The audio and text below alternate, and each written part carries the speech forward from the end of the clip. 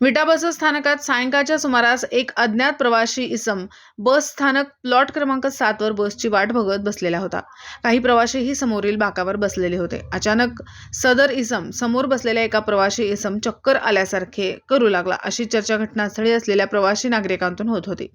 बघता बघता तो इसम प्रवासी त्याच बाकावर खाली पडला।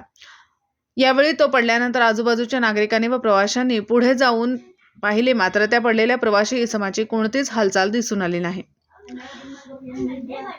सदर प्रवासी नागरिकांनी या संदर्भात विटा बस स्थानक अधिकाऱ्यांना सांगितल्यानंतर तातडीने सर्वांनी त्या ठिकाणी धाव घेतली, तर काही प्रवाशांनी रुग्णवाहिकेला फोन करून या संदर्भात माहिती दिली।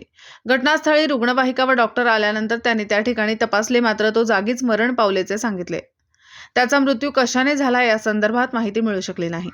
यावेळी विटा बस स्थानक अधिकारी यांनी या घडलेल्या प्रकरणाची माहिती विटा पोलिसांना कळवली व या संदर्भात तक्रार दाखल केली।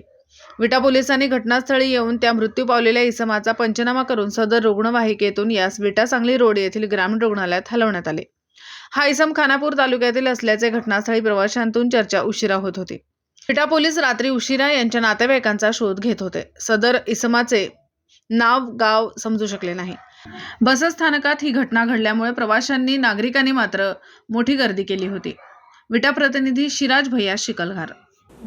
दिवसभरातील घडामोडींचा आढावा घेण्यासाठी पाहत रहा N24 मराठी न्यूज चॅनल।